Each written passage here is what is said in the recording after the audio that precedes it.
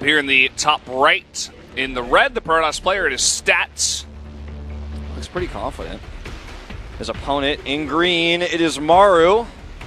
Warping it, Generic Green Wings wants to close it out for them and take that 3-1 victory with a +2 score. Came to see Kanata and Maru. And he gave up his studies to come here. So he's like, nah, studying, why would I do that? Yeah. Want to come down and watch my first broadcast, I think it said, something like that. Yeah, exactly. And he said he was born in 1997. Ooh! Oh my God. Guys. I'm like, can we just pause the for a studio moment? like gets silent. We're like, uh-oh. That's just not a good sign, to be honest. That's the thing that like really gets in your head. I know everyone out there has probably played at least 1 or 2 games of StarCraft. You know that feeling where you accidentally cancel a probe, or you like accidentally cancel anything, or you misclick, and that happens. Like literally, you just rally all your probes to one location, or you misrally. If you're already kind of nervous about the matchup that you're playing, or you're stressed out, that will get into your head. I don't care who you are. You know, that's going to be one of those things that like really frustrates you as the game gets starting. So yeah. Not going to be like, it's not going to be like, well, Stats lost the game, he misclicked his probes, but definitely going to be something he's frustrated about here. Maybe a little bit of foreshadowing to how this game may play out. Maru has embarrassed quite a number of Protosses in his career over the last couple of years. I think he did it to both Creator and Myungshik, where those two guys looked like their entire life was a lie and they didn't know who they were anymore. The thing about Maru, too, is insane. Sometimes he cracks a smile like 1 out of like every 2,000 games, as we see our proxy get planted here. I think I've seen it like once. But usually when he wins, he has like the cold death stare, like high fives his teammates, but it's like not even a high five because it's Maru and he's like not even, he has no emotions. It's the kind of thing where it's like it's like when you were killed by a robot. It's like you get when you lose to Maru or Innovation sometimes like this, you feel like you were like working at Cafe Benny, but you were replaced by the robot that serves the coffee. You're just like, oh, well, I guess I was destroyed. I guess he's just better than me. There's nothing I can do. This is going to be a Stargate from Stats. Did not expect him to try to cheese Maru here. This is very interesting because it seems like Maru has been tipped off a little bit. He's sending this Reaper to every corner of the map. He's checked the entire left side. He's now checking the corners here where he can, inside the rocks, right? Now I fully expect him to go scout the right side of the map, the entire one, because it looks like somehow, somebody, we know this about Maru. He's done this before, even against Stats. I remember this game where he went in and scouted the later gases, and he's like, oh no, you have a hidden base. And he like sent a Marine out on one of our biggest maps and found the hidden base.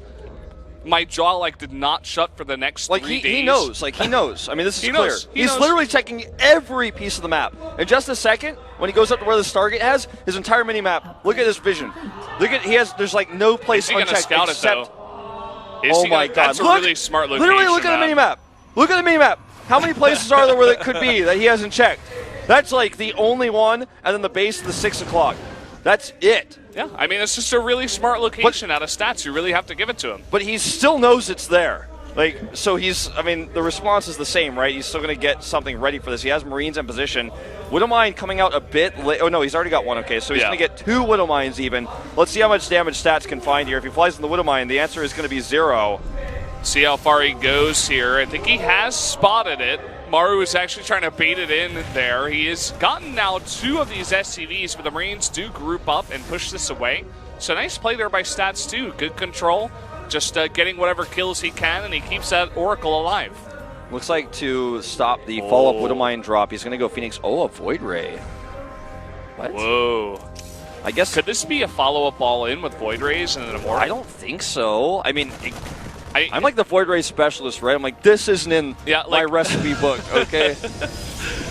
The other option, I feel the only other option is just safety, right? Where you just put it on the right side of the map, you stop any drops. I mean, Maru loves to drop, right? It's good to just get it out on this map. There's a lot of locations to drop. But he's already got it rallied towards the base of Maru.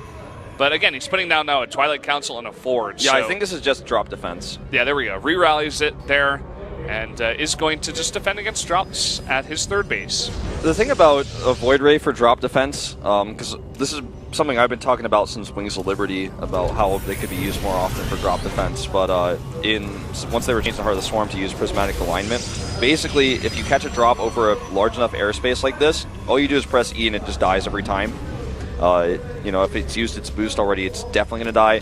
Whereas a Phoenix kills dropships too slowly, so if you're only planning on building one, you should build a Void Ray and not a Phoenix, and that's what he's doing here. He's not going to use a Stargate anymore. He's like, no, why would I build one Phoenix? He can just drop his Marines out and save the dropship. The Void Ray, it's a different story. Ooh, nice. Tag there gets everything, including the medevac, so he knows this attack is coming across. By the way, Void Ray good for stopping Liberators, too. Another good part of this matchup that Terrans are bringing in. Oracle comes back, snipes the third, and Stats is not looking as weak as I thought he was going to today, man. He's on point. He's playing really well. Despite that weird mess up in the early game, like, he's very much ready for everything. It looks like it was more for the Liberator than the drop, as he sees it coming instantly. Prismatic Alignments is on the chase there. Double Widow Mine drop going to the main. Let's see if Maru hits the natural immediately. He will. There's no defense here. I mean, the army's coming up. But this allows Maru to hit the third base. Probes. It looks like they may have bunched up. He got 4 probes, but look at this. 2 overcharges coming in. The Marine's just going to focus it down. The Warpins do get canceled, and now they're doing damage at the third. Oh my god. 14 kills in total here. And Maru's going to stim an escape with a lot of these units. The Liberator actually not dealt with here. It looks like it finally will be as the Void Ray comes across. It will get 1 kill. Yeah, I think Stats didn't realize that he didn't get the kill on it. Yeah. So 6 kills in total on that Liberator. Oh, wow. Okay. Yeah, like he got that one at the end after he was repositioning, but in total I believe he got 6. So that's where a lot of those extra probe kills came up to the 15 count. This puts Maru at even workers, which means with mules he's ahead in economy. Yeah, that was a cool build by Maru. Just the way it worked out, it was harassment at all 3 bases because it's hard for the Protoss to split everything, and thank God he had the Void Ray, because if he didn't have the Void Ray, I'm not sure how he would have dealt with the Liberator at all at the backdoor base. It would have just stopped mining forever, essentially. Yeah, I mean, he only has a few Stalkers on the map anyways. Like, they would have had so much trouble. And look at this, forcing another big pull into the main base. This time he doesn't have anything following up, but he looks like he just wants to fight this army straight up for a little bit here. Widowmine going to kill the Adept. And this is a lot of bio, not even all of it unloaded yet. Look at the targets here on these Stalkers, one by one. Maru getting a decent trade. Getting a decent trade here. It looks like everything will be eventually cleaned up. A lot of the medevacs do go down. I think 3 out of the 4. Good targeting by Stats, making this, I think at the end of it, not worth it for Maru. If he had escaped with the damage he did initially, it would have been definitely awesome for him. Maru is going into Liberator production. Right now he has his first 2 on the way. Just checking your computer, and 2 Disruptors are on the way for Stats. So a very even game, really, on both sides of things here. Yeah, definitely is. Very interested to see how these Disruptors are going to work. See this more and more often out of Protosses in Korea. I think a lot of the foreign Protosses were loving to use Disruptors in a lot of different matchups, especially against Zerg, but you do see Disruptors coming in here now instead of going for that Storm, which is another option. Generally, you want some kind of AoE, and now that Colossi have kind of fallen out here with their nerf, and Legacy of the Void, it's like, well, it's either Disruptors or Storm or just like a lot of Archons and Immortals, just like that very strong, solid composition. Well, 2 units, I think, in the game that fans said they thought were the most boring units were definitely the Swarm Host and the Colossus, and guess what? They both got patched out of the game in competitive play. It's funny, Kanata was telling us yesterday, or he was talking to the pro gamers on CJ, I believe, being like, oh, such a trash unit, and I was like, no, it's not, but like, yeah, it is. Like, it's funny, like the Colossus just doesn't have a place right now. Although, like, there are arguments for it in some cases, it just doesn't see play. Once in a while against Terran. Usually is the only matchup you see. It's like you can just add it into your army composition. They sit in the back. It's very hard to get to. They don't do nearly as much damage, and they're mainly just like a support unit. You're never going to spam like 8 of them anymore, right? Yeah. But it's like if you're in a place in the game where you're up to like 5 bases and you're like, I can afford this, and maybe you can add them in. You know, it's a big map. You can make your composition stronger by having just that constant AoE, consistent. It's not going to go away. Very healthy, strong unit, of course. Sure. At least that's what I tell myself at night. To make yourself believe it's not patched out of the game. I have like a Colossus plushie I sleep with every night because I'm like, oh, you're still with me, it's okay. Well, Advanced Ballistics aren't ready yet, but even without it, with 4 Liberator series, really going to commit to this drop. There's already a cannon and like DTs and an overcharge. I like Stats' defensive position here. I think this drop may be an overextension. Well, he gets everything out. Looks like Stats wasn't paying attention here. There go the overcharges. Look at the DTs though, no scam. Yeah. Everything gets cleaned up. And he is going to try to attack from this side, but there's disruptors over here. Nice little micro there from Maru, but it looks like the rest of it should be cleaned up by a Blink follow-up. And really nice defense here from Stats, and Maru cannot find that damage. That Observer placement is perfect. He also made cannons previously. Stats and Zest, both 2 KT pros that love to make extra cannons in this matchup versus drops. We saw him do it on Sejong Zest in the past, and Heart of the Swarm as well versus these drops. He says, no, I just made like 4 cannons, what are you going to do? You're not going to be able to attack into this. But the DTs were a really nice touch because it allows you to like kill the units as they come out one by one by one, and if he doesn't scan because he's not paying attention, does some serious work. And Stats is starting to get a significant lead here, so much so that he feels comfortable adding that second Stargate and a Fleet Beacon for Tempests for that late game versus these ranged Liberators. Yeah, another thing you can do on this map for sure, adding those Tempests in general. I mean, it's a gigantic map, 2-player map, yes, but you have so much space to get a lot of gases, a lot of bases up here, and that is a follow-up that you see very often. Look at this. He knows this is coming so much so he made 3 cannons and patrolled an Adept. He's like, I know what's next. He's going to hit the 4th. When's he going to do it? It's like he's figured out the Maru program now. Like yeah, we weren't sure that Maru had one, but he's like, no, I have the code. He literally had the Void Ray ready for the Liberator. Like, he knows everything Maru's about to do before he does it. This Stargate will actually be killed. A somewhat unfortunate positioning here as that proxy from earlier. He knows where it was. He does pick that off with his position. Is that just 1 Adept in the main base? I don't know the story on that. It's like 2. Let me check in here. Yeah, it's literally just 2 Adepts doing some damage. But look at this. Really nice position. Advanced Ballistics finishes up. And the transition into Stargates there with the Tempest is not working out so far for Stats. Well, he lost one, first of all, right? And then that was a huge expensive investment. He didn't have any storms or anything like that. He was just relying on disruptors alone. And really just could not defend there. He's got so many DTs in his army as well. Very expensive unit to have. Not very useful if scans go down like this. Yeah, and if there's one player I expect to split well against Disruptors, it's Maru. Here we go. Liberator sieging up here. The DT's trying to get to work. No scans to get used by Maru.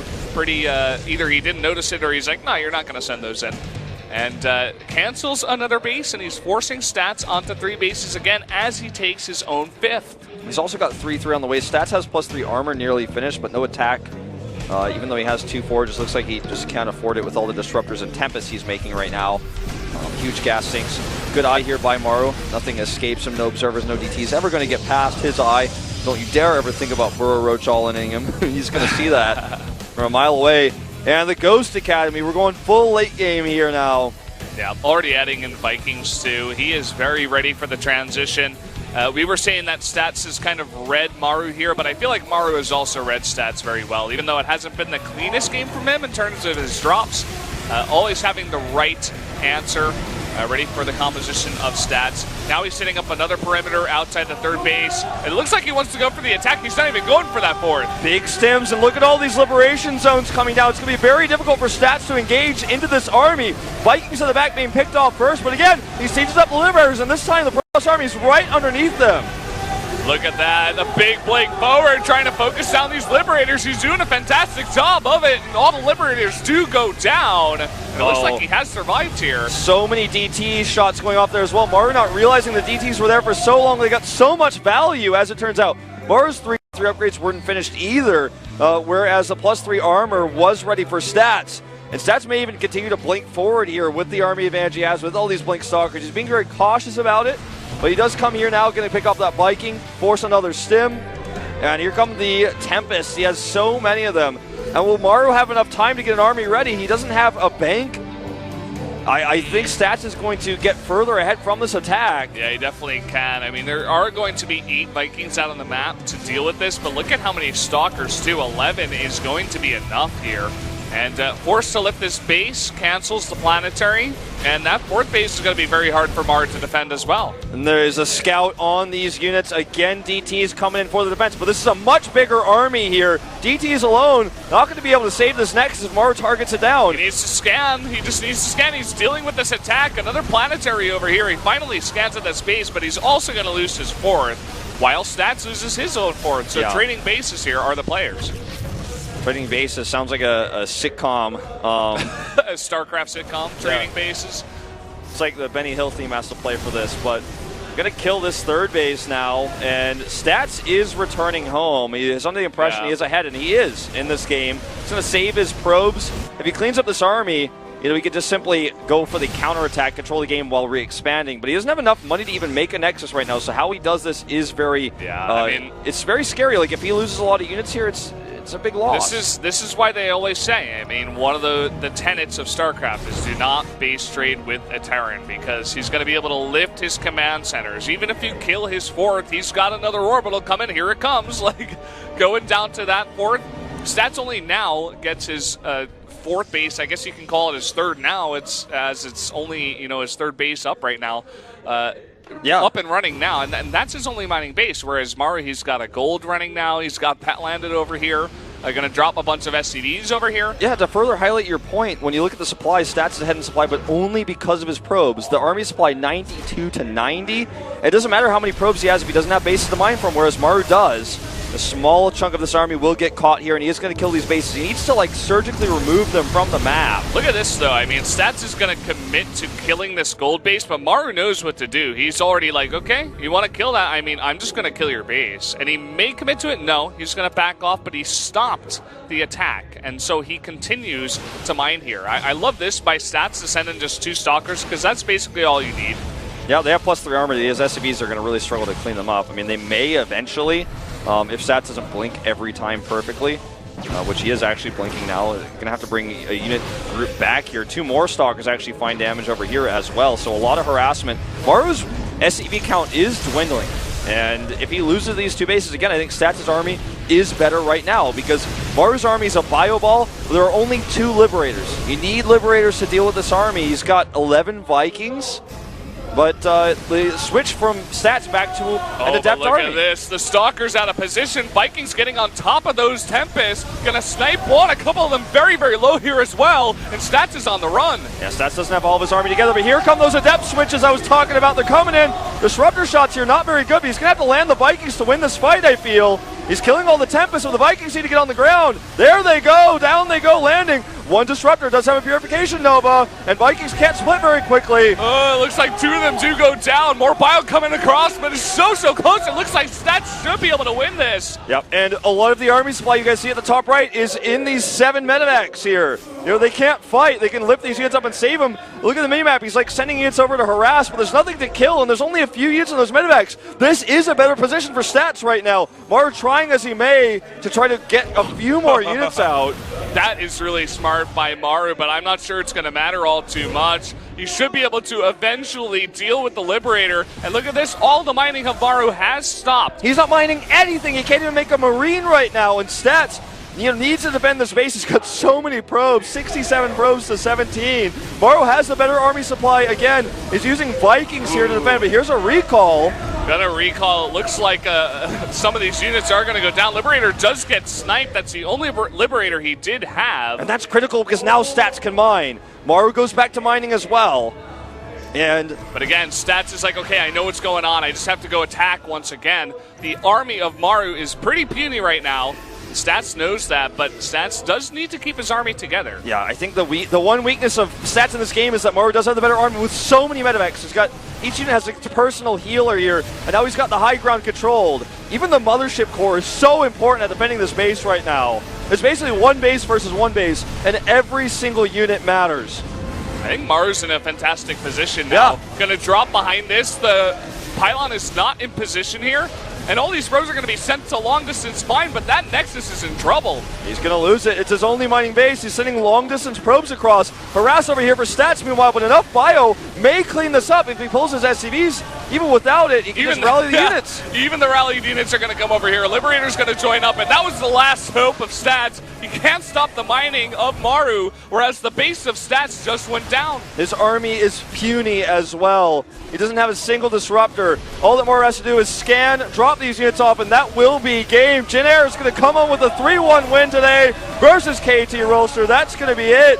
What a close game. GG. Maru